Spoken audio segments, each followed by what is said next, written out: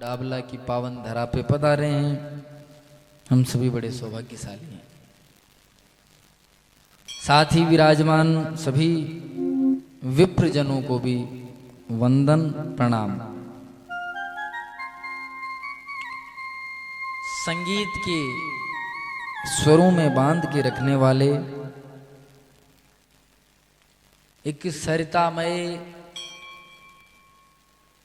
एक ओजमय, एक मधुर ध्वनि का समावेश बना के जो चलते हैं, पूरी हमारी संगीत साथियों एवं साउंड वाले भैया जी को भी अभिनंदन वंदन।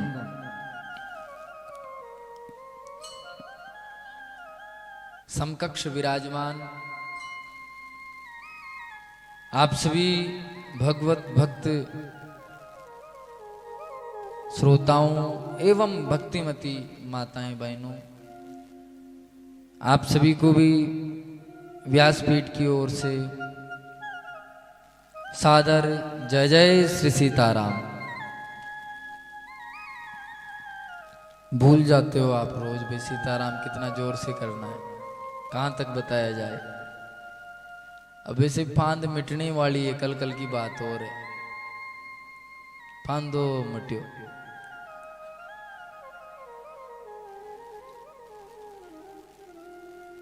एक बार पुनः प्रयास करेंगे, जो भी हमने भोजन के माध्यम से इस शरीर को ऊर्जा प्रदान करी है, उस ऊर्जा का सदुपयोग करते हुए, जैसे अपन गाड़ी निकालते हैं तो कितने मन से निकालते हैं, अगला भले 20 फीट क्या 50 फीट दूर हो तो भी आवाज वहां तक पहुंचती है।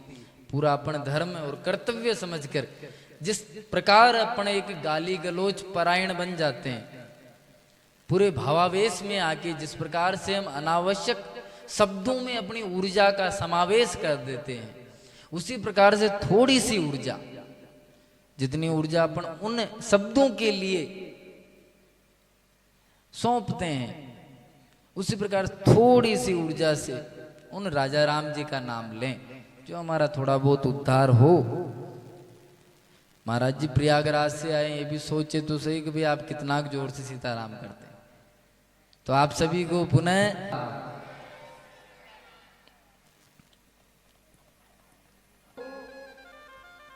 तो वो मां एक तरह से मां होते हुए भी मां कहलाने लायक नहीं है। अर्थात अपने पुत्रों को, अपने बच्चों को अच्छे संस्कार देना मां का और पिताओं का एक विशेष धर्म है। सीता मैया को सूचना मिली, सीता मैया ने भी आग्रह किया। जब से विवाह हो के आए थे भगवान, अभी तक सीता जी राम जी के समक्ष कभी बोली भी नहीं थी। विवाह हो के आए थे, भी कुछ ही दिन निकले थे।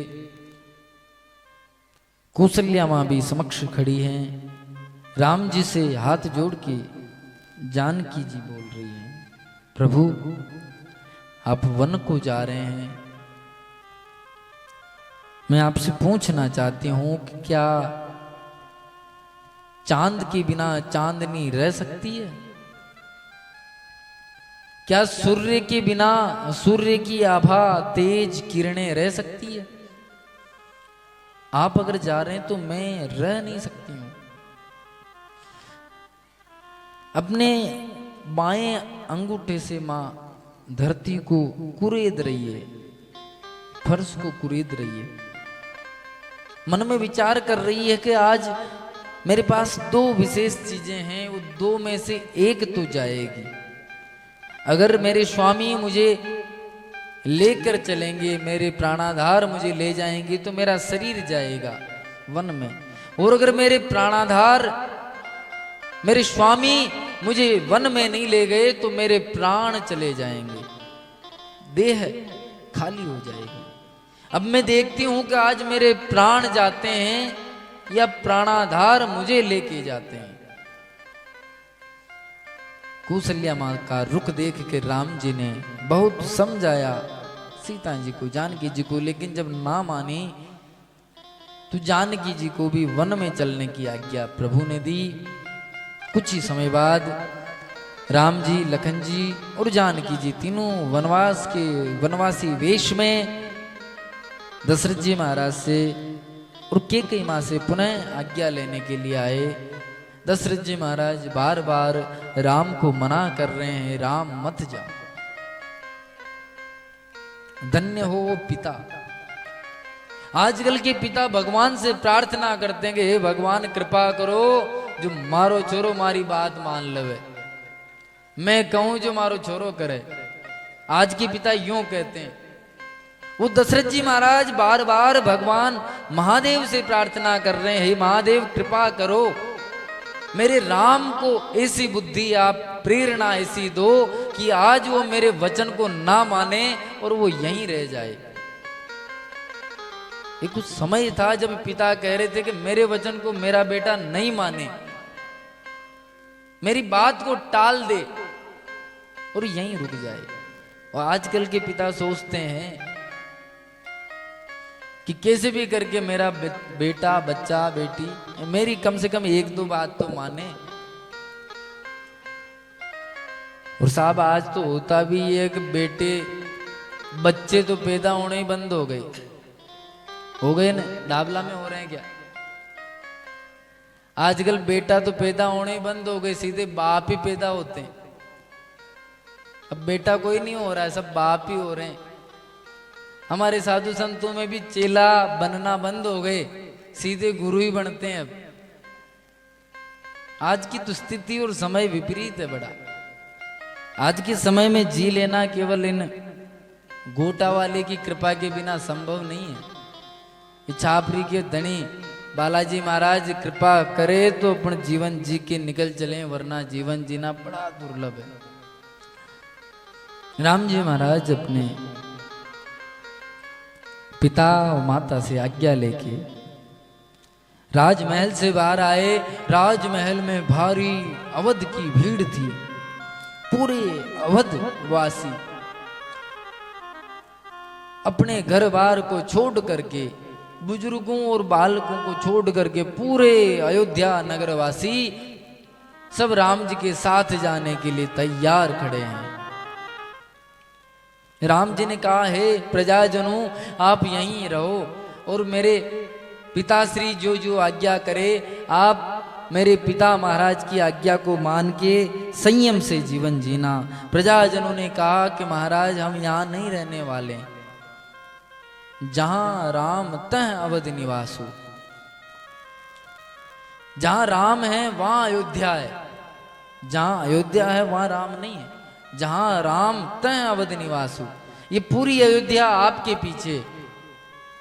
राम जी ने कई बार समझाया, लेकिन पूरी अवध समाज राम जी के पीछे चल दिया।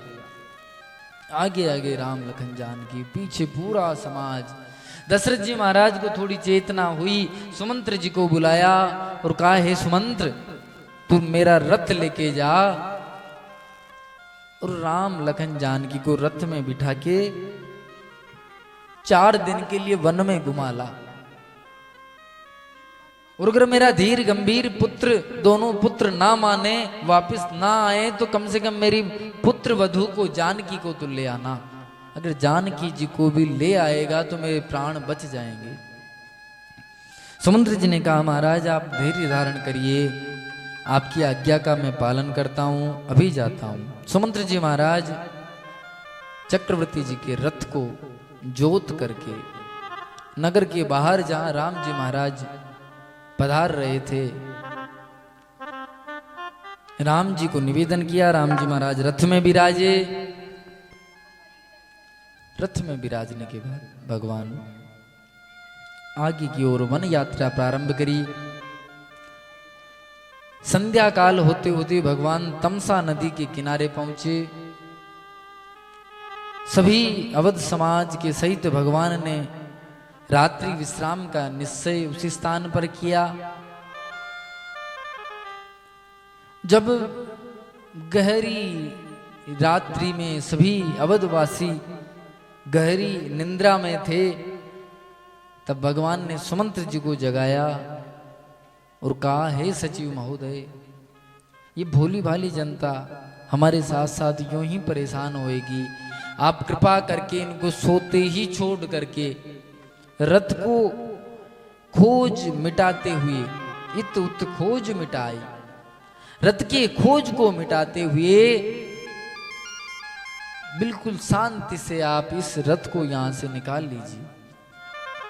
सुमंत्र जी ने वैसा ही किया। राम लखन जानकी जी रथ में सवार हो गए और रथ को उस रात के अंधेरे में इधर उधर चलाते हुए वहां से दूर निकल गए।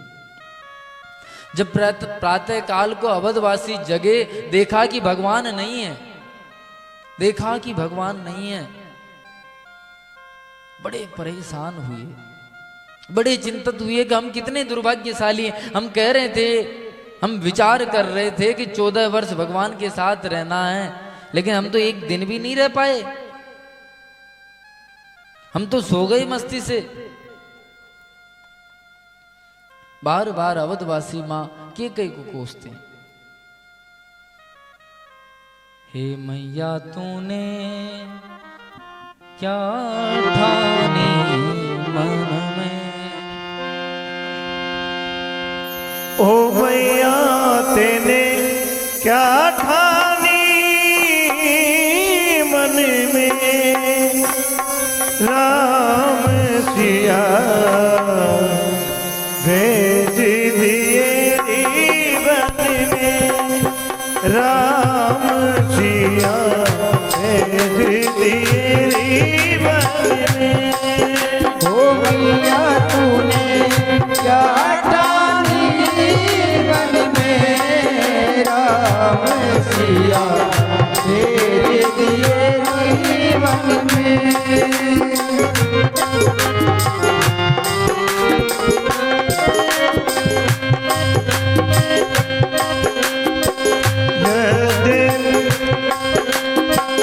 यद्यपि भरत तेरो ही जायो, यद्यपि भरत तेरो ही जायो,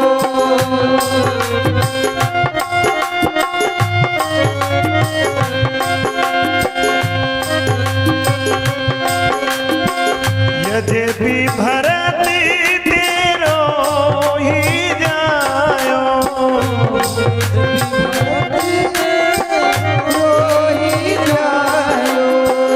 तेरी करनी देख ल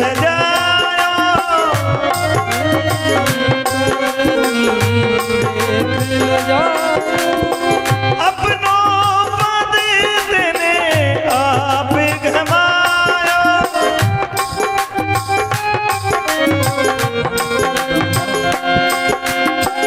भरत की नजरन में राम सिया भेज दिए जीवन में, राम सिया भेज दिए जीवन में।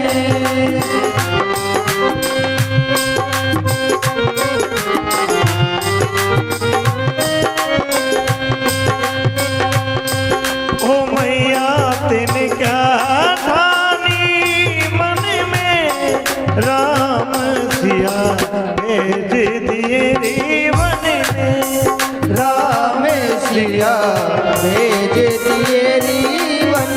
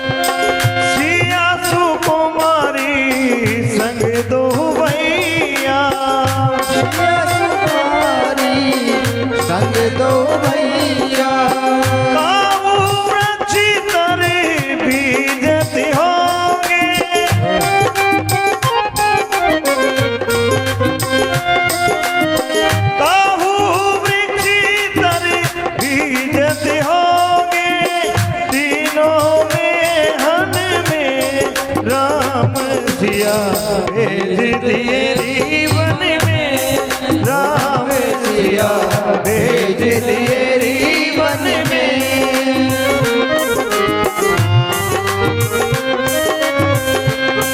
ओ मैया तूने क्या ठानी मन में राम सिया भेज दिए रीवन में राम सिया भेज दिए रीवन में राम सिया भेज दिए रीवन में राम सिया। बोलिए श्री राजा राम जी महाराज की।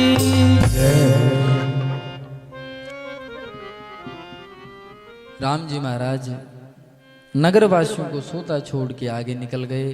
नगरवासी बार बार अपने आप को धिक्कारते हैं कि हमारे प्रभु कितने कोमल हृदय के हैं। हम सभी लोग परेशान ना होएं, इस वन में दर दर ना भटकें, इसलिए हमारे भले के लिए यहीं छोड़ गए। सभी छोटा सा मुंह लेके वापस अवध की तरफ जाते हैं। और इधर राम जी महाराज अगले दिन संध्या समय तक श्रृंगवेरपुर में निषाद राज गुह के वहां पहुंचते हैं। जब निषाद राज सुनते हैं कि राम पधार रहे हैं, अनेक प्रकार से राम जी महाराज का स्वागत सम्मान करते हैं, हाथ जोड़ के विनय करते हैं। लेकिन राम जी महाराज इतने दयालु कोमल हृदय वाले प्रभु निषाद राज गुह को निषाद प्रणाम कर रहे हैं, उस निषाद को हाथों से उठा के पूरा अपने सीने से लगा रहे हैं। ऐसी दया श्री राम जी महाराज कर रहे हैं कि निषाद अपने आप को धन्य महसूस कर रहे हैं। और धन्य भी क्यों ना हो, जो प्रभु जो परमात्मा कई योगी जनों कई सिद्ध जनों के हृदय में भी ना आते हैं, वो राम जी महाराज आज निषाद राज का आलिंगन कर रहे हैं। बड़े भाग्य हैं निषाद के। निषाद राज ने कहा, प्रभु भले ही आपको वनवास मिल गया हो, लेकिन ये पूरा श्रृंगवेरपुर का राज भी आपका ही है।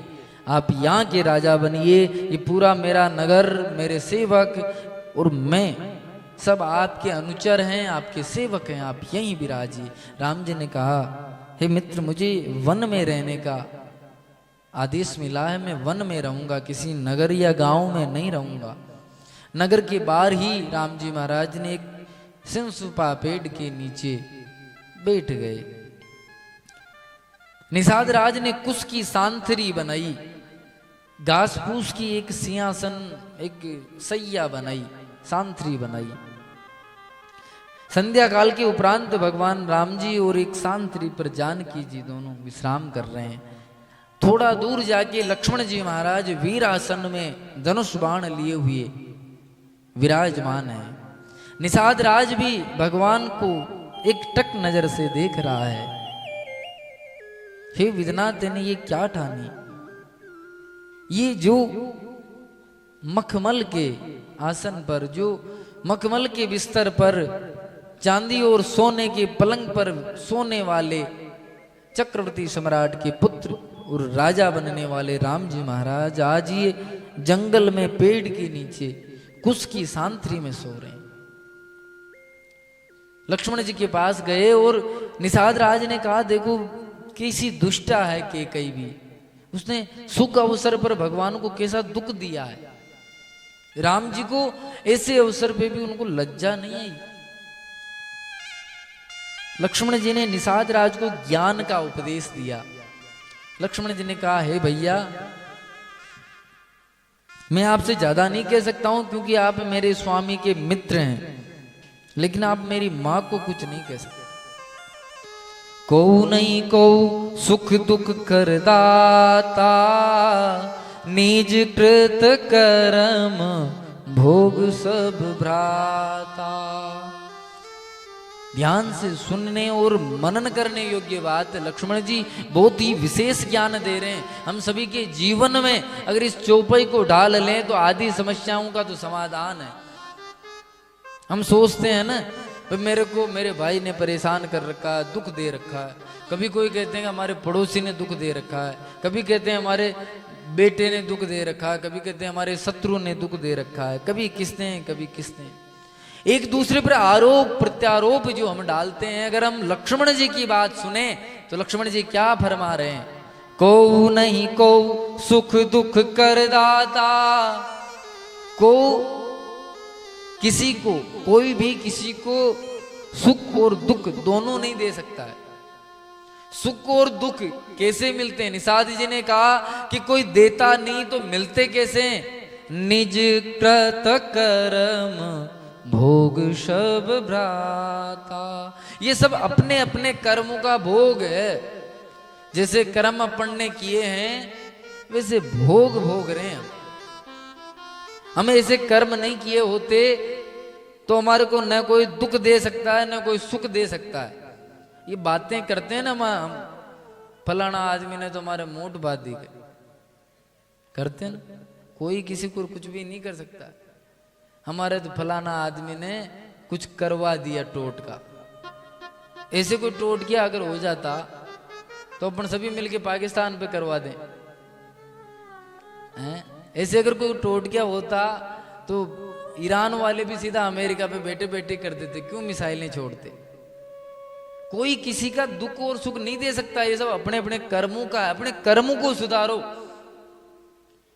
पगा लगती तो नहीं दिख रही अपने को, डूंगर बढ़ता दिखता है। स्वयं के कर्मों का कब दृष्टिपात करेंगे? स्वयं को देखें हम। लक्ष्मण जी ने विशेष ज्ञान दिया निषाद को कि निषाद तू किसी के ऊपर भी कोई ये जो पाप है, ये कष्ट है या ये निंदा है, ये किसी की मत कर। को नहीं को सुख दुख कर दाता निज कृत भोग। ये सभी अपने स्वयं के निज कृत भोग, ये सभी अपने स्वयं के किए हुए कर्म है जिनको भोगना है। रात्रि बीती, सुबह प्रातःकाल हुआ। राम जी महाराज ने निषाद से कहा कि बरगद का दूध लेके आ, बट क्षीर दूध मंगावा। बर का दूध मंगवाया। राम जी और लखन जी ने अपनी जटाओं में अपने बालों को जटाएं बनाई, बरगद का दूध लगाया। सुमंत्र जी जब ये दृश्य देख रहे हैं तो बड़े व्याकुल से हो रहे। सुमंत्र जी जो इतने धीर हैं, गंभीर हैं, उनके भी नेत्रों से आंसू टपकने लग गए। राम जी ने निषाद को आज्ञा दी कि अब हमें गंगा पार होना है। कुछ ही दूर गंगा जी थी। राम जी, लखन जी, जानकी जी, निषाद और सुमंत्र जी, पांचों मूर्ति गंगा के किनारे पहुंचे। गंगा के किनारे जाते ही भगवान ने सुमंत्र जी को कहा, हे मंत्री महोदय, आप कृपा करके अब अवध में, अयोध्या में जाइए और हमारी कुशलता का समाचार अवध में सुनाइए।